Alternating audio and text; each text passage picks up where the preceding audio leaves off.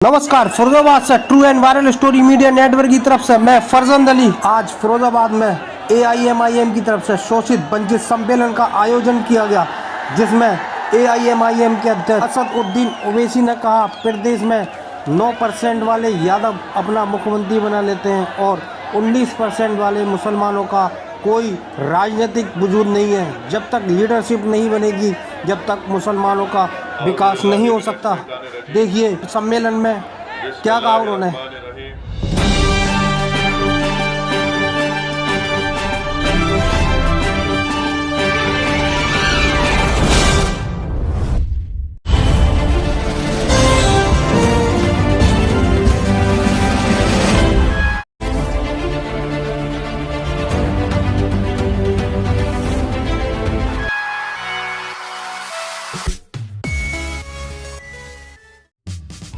Please subscribe our YouTube channel TVS World News and click on bell icon for getting notification of our videos. अस्सलाम वालेकुम व रहमतुल्लाहि व बरकातुहू। उत्तर प्रदेश के मजलिस इत्तेहादुल मुस्लिमीन के सदर मोहतरम जनाब शौकत अली साहब, फिरोजाबाद के ज़िला सदर मोहतरम जनाब मेराज फिरदौसी साहब, फिरोजाबाद के इंचार्ज मेरे छोटे भाई जनाब एहतशाम अली बाबर साहब, शहर सदर इसरार साहब, जनरल सेक्रेटरी शहजाद साहब, शादानी साहब, मेहरान साहब, मोहतरम जनाब आसिफ इकबाल साहब, हमारे जनाब सद्दाम हुसैन साहब, आफ्ताब अंजुम साहब, एडवोकेट सगीर आलम साहब, डॉक्टर मेहताब चौहान साहब, फरहान जुबैरी साहब, नेमान नदवी साहब, इमरान बॉबी साहब, हमारे छोटे भाई पवन राव अम्बेडकर साहब, नौफल रोमानी साहब, जनाब डॉक्टर दिलशाद अहमद अब्दुल हमीद के कौमी सदर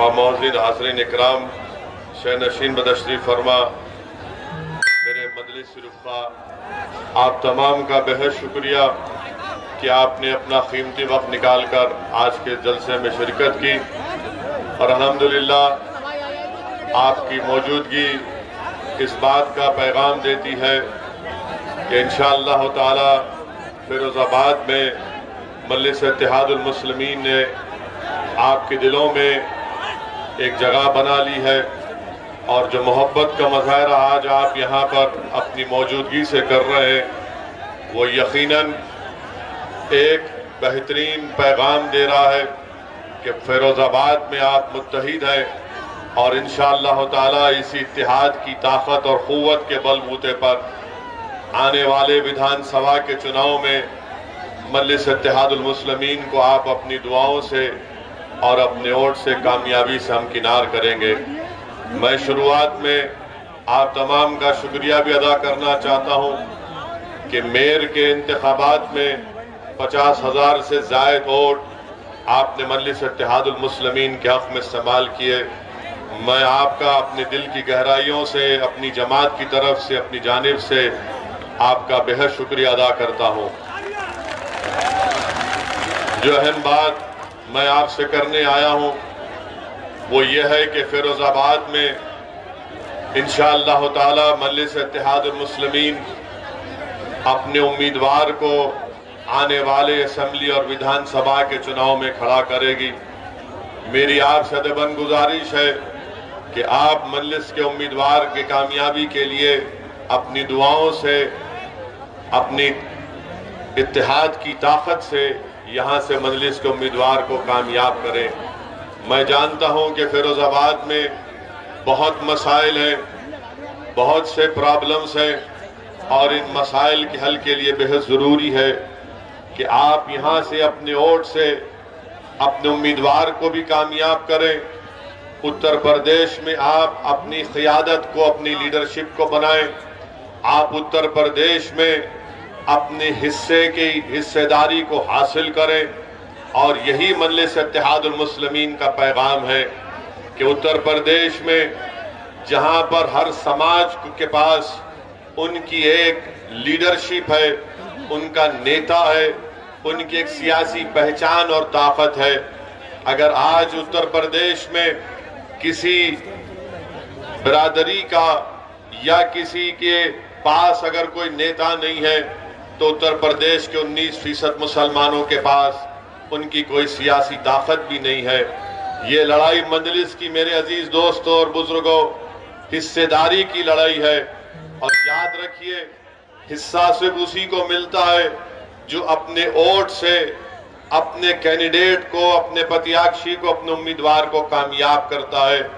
हिस्सा उसी वक्त मिलेगा जब आप अपने वोट की ताकत से इन तमाम दीगर सियासी जमातों को ये बता देंगे कि जिस तरह दलित तबके ने, जिस तरह यादव तबके ने, जिस तरह बाघेलों ने, जिस तरह दीगर समाज के बरादरियों ने अपने अपना वोट इस्तेमाल करके अपनी बरादरी के लोग को, उनके नेता को कामयाब किया। मैं फिरोजाबाद और उत्तर प्रदेश आने का मकसद मेरा एक ही है कि यहाँ पर मुस्लिम अक़लियत की एक सियासी क़ियादत बने। और इसके लिए आपसे मैं गुजारिश करने आया हूँ, आपके सामने मैं गिरेबान फैलाकर आपसे अपील कर रहा हूँ कि अब की बार आपको अपनी जमात को मजबूत करना है, अपनी सियासी लीडरशिप को बनाना है। बहुत 60 साल का एक लंबा अरसा हो चुका कि हमने अपने वोट का इस्तेमाल तमाम पार्टी के हक में किया, मगर उन्होंने आपका वोट तो हासिल किया, अपनी बरादरी के नेताओं को मजबूत किया और मुस्लिम अक़लियत को यतीम और लाचार बनाकर छोड़ दिया। मेरे अजीज दोस्तों और बुजुर्गों, मेरे गयूर नौजवानों, याद रखिए, हमारे मुल्क की जमहूरियत की तल्ख़ हकीकत यह है कि जिसके पास उसका नेता होगा उसी की आवाज को सुना जाएगा, जिसके पास उसका नेता नहीं होगा उसकी आवाज को सुनना तो दूर की बात, उसको दबाया जाता है, उसको कुचला जाता है, उस नौजवान के मुस्तकबिल को तारीक कर दिया जाता है। और यही हकीकत आपको समझने की जरूरत है। याद रखिए, जज्बाती तकारीर से या नारे लगाने से नेता नया लीडरशिप नहीं बनती। नेता और लीडरशिप बनेगी मुसलमानों की इंशाअल्लाह तो आपके इत्तेहाद और आपके वोट के जरिए बनेगी। और आपसे अपील कर रहा हूं कि ये काम आपको इस आने वाले विधानसभा में करना है। लोग बहुत सी बातें करेंगे, बहुत सी सियासी पार्टी के नेता आकर आपसे कहेंगे, बल्कि कह भी रहे कि असदुद्दीन ओवैसी की मजलिस पार्टी को वोट दोगे तो याद रखो यहां से बीजेपी कामयाब हो जाएगी।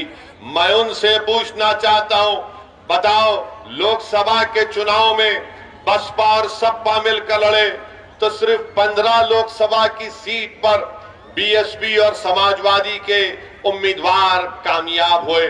माबाकी पर क्यों कामयाब नहीं हुए? क्या मजलिस जिम्मेदार है इसकी? मेरे अजीज दोस्तों और बुजुर्गों, आप जानिए मेरी इस बात को कि इनको असदुद्दीन ओवैसी से जाती नफरत इसलिए है कि असदुद्दीन ओवैसी इन तमाम सियासी पार्टियों के आगे मैं अपने जमीर का सौदा करने के लिए तैयार नहीं हूं। मैं आपका वोट बेचने के लिए तैयार नहीं हूं। मेरी लड़ाई अगर है तो आपकी लड़ाई है।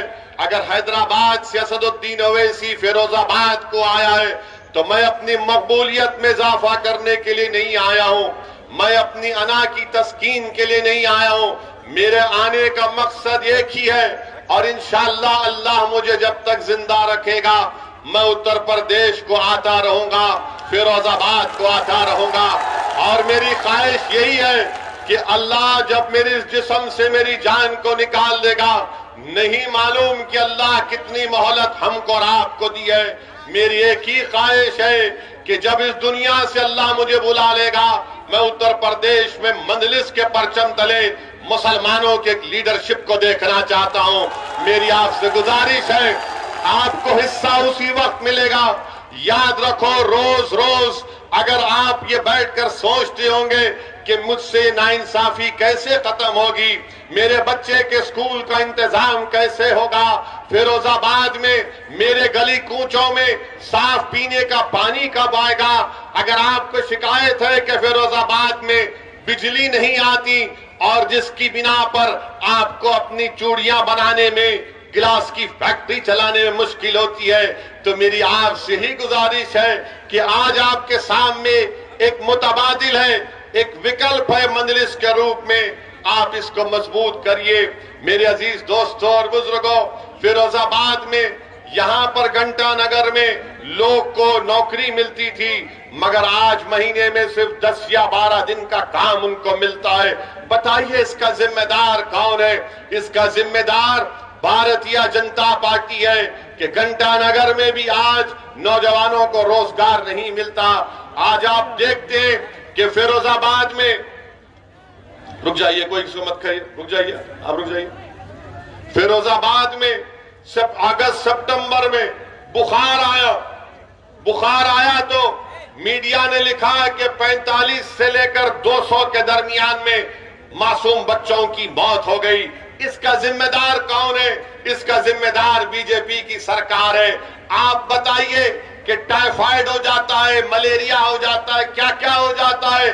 पेड़ के नीचे बच्चों को लिटाकर वहां पर उनको ड्रिप दिया जा रहा था। उत्तर प्रदेश में बीजेपी की सरकार है। अब आप जाकर अगर बाबा से कहेंगे, मुख्यमंत्री से, कि अगस्त सितंबर में 45 और 200 के दरमियान में बच्चों की मौत हुई, तो बाबा बोलेंगे नाम फिरोजाबाद है इसलिए बुखार आ गया। बाबा के दिमाग पर ये नाम को हटाने का बुखार है। मुख्यमंत्री के दिमाग में यह नहीं आता कि बच्चे क्यों मर रहे हैं। बच्चे इसलिए मर रहे हैं क्योंकि बीजेपी की सरकार ने फिरोजाबाद में सिर्फ 17 पब्लिक हेल्थ सेंटर्स कायम किए। डॉक्टर का इंतजाम नहीं है, दवाएं नहीं है, कुछ नहीं है, मगर बाबा कहेंगे कि नाम बदल दो फिरोजाबाद का, बुखार नहीं आएगा, बच्चे नहीं मरेंगे। नाम बदलने से कुछ नहीं होता, काम करना पड़ेगा। मगर जहां कहीं भी नाम फिरोजाबाद होगा, नाम बदल दो, नहीं सुने ठोक दो, नहीं सुने जेल में डाल दो। ये इनकी पॉलिसी रही है। बीजेपी की सरकार पिछले 5 साल में उत्तर प्रदेश में कोई काम नहीं किया, कोई काम नहीं किया। मेरे अजीज दोस्तों और बुजुर्गों, नरेंद्र मोदी की दिल्ली में नीति आयोग ये कहती है कि फिरोजाबाद में 32% गरीब लोग रहते हैं। 32% गरीब लोग फिरोजाबाद में रहते हैं। बताओ आपने क्या किया? आप कहते हैं कि हमने नौकरियां दी, झूठ कहती है बीजेपी की सरकार। योगी की सरकार झूठ कहती है। डेटा बताता है कि 20 और 24 साल के बच्चों में बेरोजगारी में डबल इजाफा हो चुका है। 26 और 29 साल के नौजवान बच्चों में बेरोजगारी का इजाफा हो चुका है। नरेंद्र मोदी के पास इसका कोई जवाब नहीं है। नरेंद्र मोदी सिर्फ एक दिन में 4-4, 5-5 मरतबा अपने कपड़े पहनकर फोटो खिंचवाते हैं और समझते हैं कि पूरा मसला हल हो चुका है, पूरा मसला हल हो चुका है। आप बताइए, कीमतों में इजाफा हुआ नहीं हुआ? क्या जो कीमतों में इजाफा हुआ आपको उससे तकलीफ नहीं हो रही है? आप चूड़ियों का, गिलास का काम करते, अब गैस पर काम हो रहा है। गैस की कीमतें बढ़ी नहीं बढ़ी? क्या एलपीजी गैस के सिलेंडर की कीमतें बढ़ी नहीं बढ़ी? अब ये सब हम बताएंगे तो बाबा बोलेंगे नहीं, ओवैसी भड़काऊ भाषण दे रहा है। यानी गैस का सिलेंडर 1400-1500 रुपए 14 किलो का, इसकी बात नहीं करेंगे। कितनों को नौकरियां दी बताओ तुमने फिरोजाबाद में? कितनों को नौकरी मिली हाथ उठाओ।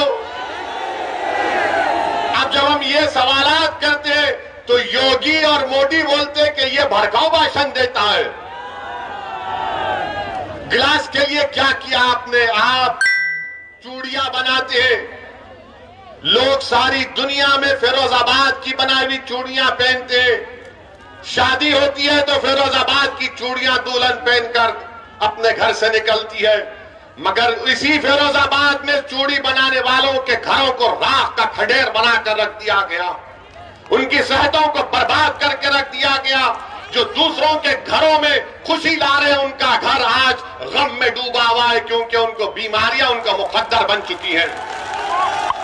मेरे अजीज दोस्तों और बुजुर्गों, इन्हीं बातों को समझाने के लिए मैं आपके दरमियान में आया हूं और आपसे अपील करने आया हूं कि आप मुत्तहिदा अपने वोट का इस्तेमाल करिए।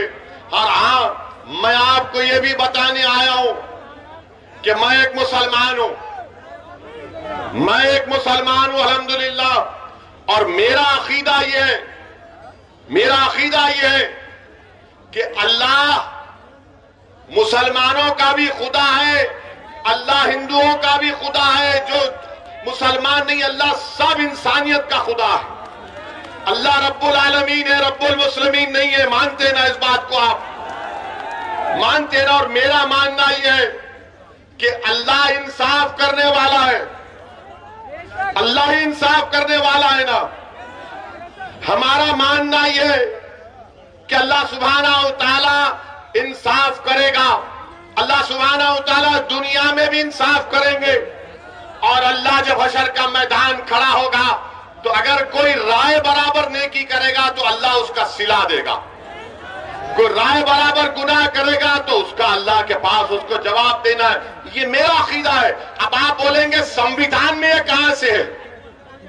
बीजेपी के लोग बोलते संविधान में कहां से आया? संविधान में जिसको बाबा साहेब अंबेडकर ने बनाया, उसका प्रियम्बल में लिखा हुआ है liberty of thought and religion, यानी आजादगी। मुझे अपने मजहब पर, उसकी अकीदे पर चलने का इख्तियार दिया गया है। तो जब हम ये बात करते हैं तो बोलते हैं देखो ओवैसी भड़काऊ भाषण दिया। मैं नरेंद्र मोदी से पूछना चाहता हूं, आप देश के प्रधानमंत्री हैं, अरे कानपुर की 45 मिनट की मेरी तकरीर, आपको सिर्फ 45 सेकंड दिखे उसमें, और वो भी झूठ। मोदी और योगी को, असदुद्दीन ओवैसी को दिखाना पड़ रहा है झूठ के लिए। अरे सच्चाई का नाम असदुद्दीन ओवैसी है, याद रखो, मोदी और योगी। और हम क्या बोले उसमें? पहले तो चोरी से झूठा वीडियो डाले, जब उसके बाद हमने पूरा वीडियो डाला तो पूरे गायब, सन्नाटा। हम बोले चलाओ, बताओ इसमें हमने क्या किया। हमारा अकीदा ये, मेरा फेथ ये है कि हमने कुरान करीम में पढ़ा, हमने बुजुर्गों और नेक बंदों के पैरों के पास उलमाओं की सोबत में बैठकर सुना। क्या सुना हमने? कि फिरौन था ना फिरौन हार गया ना मूसा के सामने। हारो ना फिरौन। तो हम क्या बोलते कि फिरौन की हार हक की जीत है ना? फिरौन की हार हक की जीत है।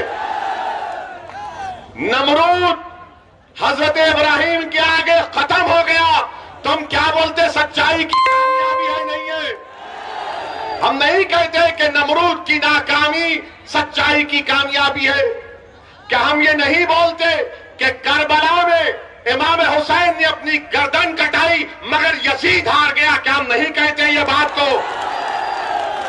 अब जब मेरा अकीदा ये है, आपके पेट में दर्द क्यों हो रहा है? ये कह रहे कि ओवैसी को नहीं कहना चाहिए था, ओवैसी को यह कहना चाहिए था कि फिरौन जीत गया, नमरूद जीत गया, खुदा ना खास्ता यजीद जीत गया। अरे दुनिया जब तक कायम अल्लाह रखेगा, हमेशा वक्त का फिरौन हारेगा, वक्त का नमरूद हारेगा, वक्त का यजीद हारेगा। अब मीडिया वाले सोच रहे होंगे अब कैसा पकड़े उसको, कैसा पकड़े इसको? नहीं पकड़ सकते। मेरा अकीदा है, आप मूसा को मत मानो, आप फिरौन को मानो तो आप फिरौनी, आप इब्राहिम को मत मानो तो आप नमरूदी, आप हुसैन को नहीं मानो तो आप यजीदी। ये जमहूरियत की खूबसूरती है। मैं तो ये नहीं कह रहा हूं कि मैं ही सच हूं, मैं ये कह रहा हूं कि मेरा मानना ये है। इसीलिए हम कहते हैं कि जो जालिम है उसका खातिमा होगा। हो सकता है कि मेरे जिंदगी में ना हो, मेरे बच्चों की जिंदगी में हो जाएगा। अच्छा, आपको मालूम नमरूद को कैसे उसका खातिमा हुआ? नमरूद का खातिमा कैसे हुआ मालूम आपको? नमरूद का खातिमा ऐसे हुआ कि अल्लाह ने उसके दिमाग में एक लंगड़े मच्छर को डाल दिया था। लंगड़ा मच्छर नमरूद की दिमाग में चला गया। अब उस नमरूद के पास वक्त का बादशाह था। उसके पास जो कोई मिलने आता तो उससे कहा जाता, बादशाह सलामत से मिलने से पहले उसके सर पर एक थप्पड़ मारना पड़ेगा तुमको, क्योंकि उसका मच्छर जो दिमाग में अल्लाह ने डाल दिया था उससे उसको राहत मिलती थी। ये हमारा अकीदा है। आप ये कह रहे ये क्यों बोले, ये नहीं बोलना चाहिए। अरे तुम होते कौन हो? क्या मैं तुम्हारी जबान में बोलूं? क्या तुम्हारी जबान मेरे मुंह में है? क्या तुम्हारी सोच मेरी दिमाग में नहीं? हमारे मुंह में हमारी जबान है, तुम्हारी जबान नहीं है। हमारे मुंह से जो बात निकलेगी वही सदाकत है, वही सदाकत है। अरे इख्तिदार पर बैठकर बड़ी बड़ी बातें करते हैं कि असदुद्दीन ओवैसी को ये नहीं बोलना चाहिए था, वो नहीं बोलना चाहिए था। अरे मैं क्या तुमसे पूछ रहा हूं? मैं बोलूंगा अपनी बात को, आपको पसंद नहीं है कान में रुई लगाकर बैठ जाओ। मगर सच्चाई यही है, सच्चाई को बयान करना जरूरी है। और अब तो हद यह हो गई कि हम अपने मरने वालों का भी जिक्र नहीं करेंगे। हम अपने मरने वालों का भी जिक्र नहीं करेंगे। हम जुल्म का जिक्र नहीं करेंगे। हम मजलूम का जिक्र नहीं करेंगे। हम मरने वालों का जिक्र नहीं करेंगे। जिंदों को दबाया जा रहा है उनके दबाने का जिक्र नहीं करेंगे। बीजेपी और ये तमाम सेकुलर जहन रखने वाली पार्टियां ये चाहती हैं कि असदुद्दीन ओवैसी जालिम का साथ दे। याद रखो, अल्लाह जब तक जिंदा रखेगा असदुद्दीन ओवैसी और मजलिस का एक एक रुकन जालिम का नहीं मजलूम का साथ देंगे। जब तक अल्लाह हमको जिंदा रखेगा हम कातिल का नहीं मकतूल के इंसाफ के लिए लड़ते रहेंगे। हम कातिलों का साथ नहीं देंगे, मकतूलों का साथ देंगे। हम ताकतवरों का साथ नहीं, कमजोरों का साथ देंगे। और हमारी आंखों में जो सबसे कमजोर है वो हमारी नाकों में सबसे ताकतवर है। अगर जुल्म मुसलमान किसी हिंदू पर करेगा हम उस हिंदू का साथ देंगे। मजहब को बीच में आने नहीं देंगे। जुल्म को देखेंगे, जालिम को पहचानेंगे। ये बात इनको जब समझ में नहीं आती, ये समझते हैं कि हम आके बाजा बजा दें इनका, मोदी का, योगी का, अखिलेश का, कांग्रेस का। अरे तुम्हारा बाजा नहीं बजाएंगे। अब हम बात करेंगे हिस्सेदारी की। कानपुर की तकरीर पर बड़ा उछाला, क्या किया, क्या कहा मैंने? एक 80 साल के बूढ़े को उसकी दाढ़ी को लोचा गया और उसके जिस्म पर पेशाब कर दिया गया। मैं ना जिक्र करूं इसका, नहीं बोलो इसकी बात, बोलो आप फैसला करो। मैं वोट हासिल करने के लिए नहीं कह रहा हूं। 80 साल का बूढ़ा अगर हिंदू भी होता तो वैसी लड़ता, उसके लिए लड़ता रहेगा। मगर आप बात ही नहीं करते, आप बोलते ही नहीं। अब तो ऐसा बना दिया जा रहा है कि हम अपने जुल्म का, अपने कमजोरों का भी जिक्र ना करें। मेरे अजीज दोस्तों और बुजुर्गों, यहां पर मैं आप तमाम के दरमियान में खड़े होकर अल्लाह से दुआ करता हूं। अब हम दुआ भी कर रहे हैं तो इनको पसंद नहीं आ रहा बीजेपी के लोगों को। कैसे दुआ कर रहा है ये?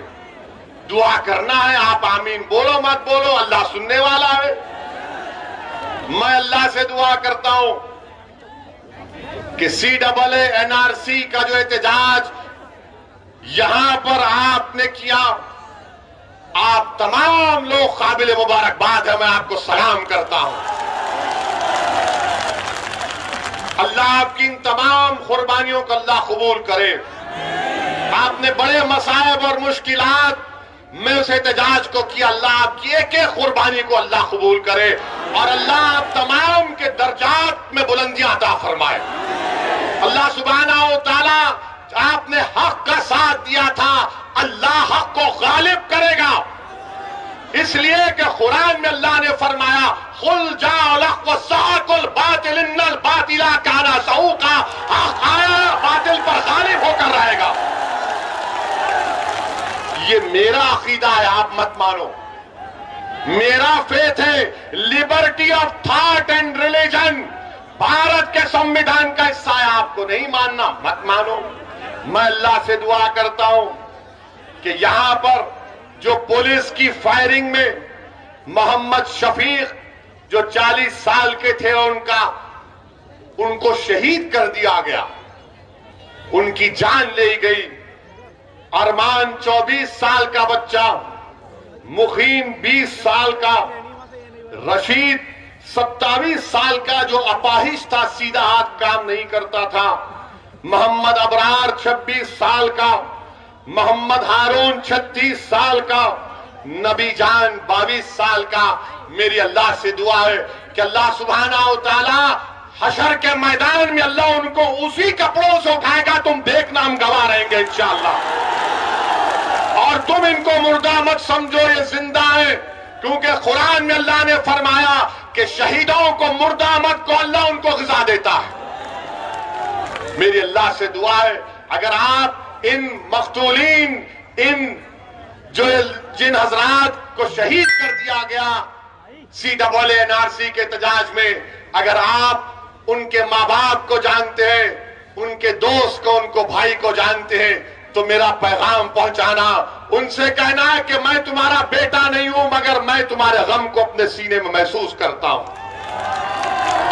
मैं तुम्हारा भाई नहीं हूं, मगर मैं तुम्हारे गम को महसूस करता हूं। मैं ये बात वोट बटोरने के लिए नहीं कह रहा हूं, बहैसियत इंसान कह रहा हूं, बहैसियत इंसान कह रहा हूं कि जिसके घर में नौजवान बेटा मर जाता है, उसकी मां को मालूम, उसके बाप को मालूम। जो मां 9 महीने तक अपनी औलाद को अपने पेट में पालती है, उस पे क्या गुजर रही होगी अल्लाह ही जानता हो, घर वाले जानते।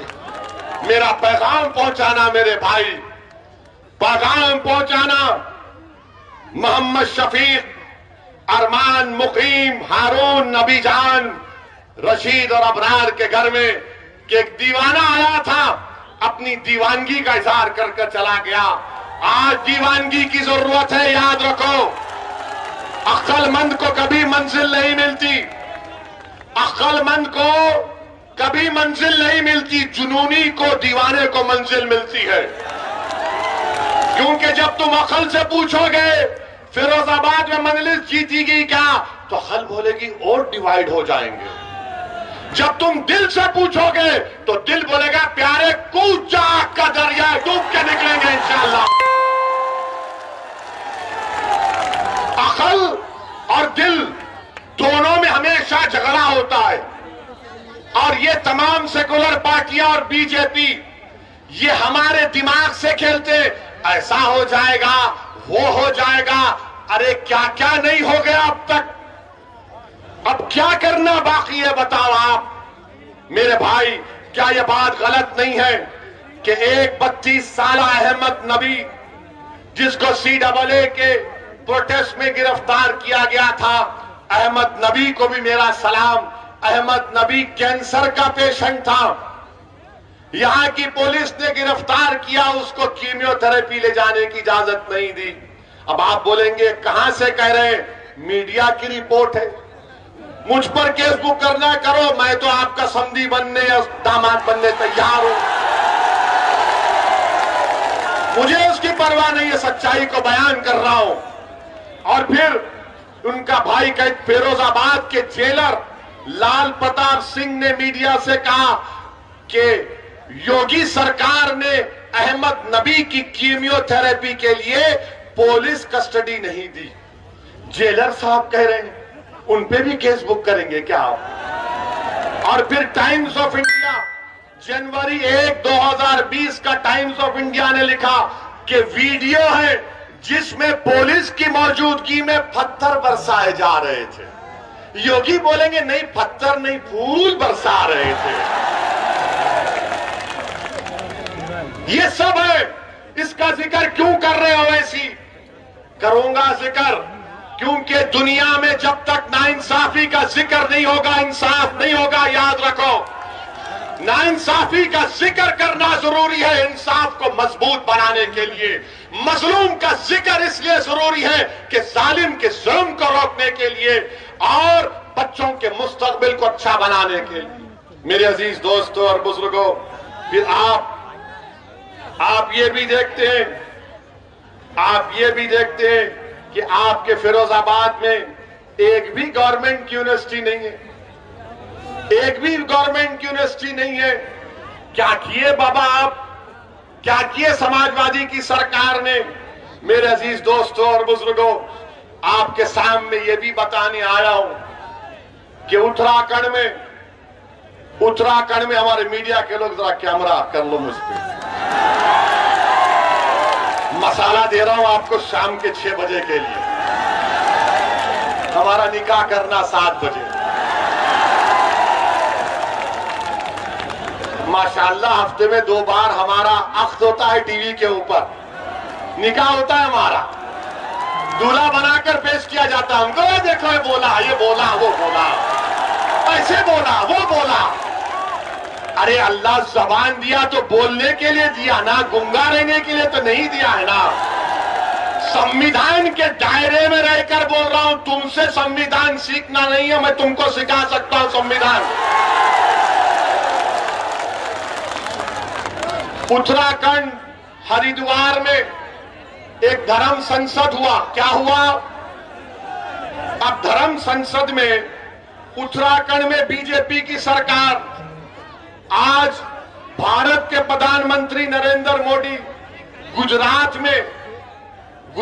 में ईसाइयों के चर्च के में जाकर कहा कि भारत की अखंडता को बरकरार रखना है, भारत की यूनिटी को बरकरार रखना है। देश के प्रधानमंत्री ने कहा बड़ी अच्छी बात है, बड़ी अच्छी बात है। मगर हम देश के प्रधानमंत्री से पूछना चाह रहे हैं कि उत्तराखंड में आपकी सरकार है और उस सरकार में वहां पर एक धर्म संसद हुआ जिसमें उसका नाम क्या रखा गया? इस्लामिक भारत में सनातन का भविष्य। ये हुआ है। अच्छा, उसमें क्या कहा गया?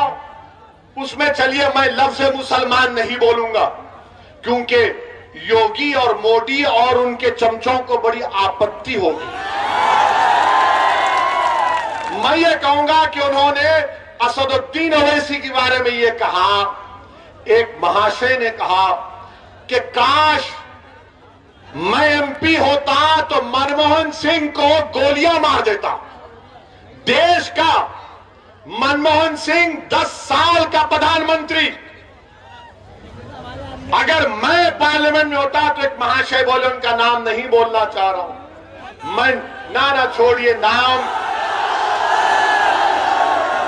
तो सिर्फ अल्लाह का रहेगा। याद रखो, नाम तो सिर्फ अल्लाह का रहेगा और किसी का नाम नहीं रहेगा इंशाअल्लाह ताला। अब उस पर भी इनको तकलीफ हो जाएगी। तो एक महाशय ने कहा कि अगर मैं पार्लियामेंट में होता तो नाथूराम गोडसे की तरह 6 गोलियां भारत के एक्स प्राइम मिनिस्टर को गोली मार देता। अब आप सोचिए थोड़ी देर के लिए।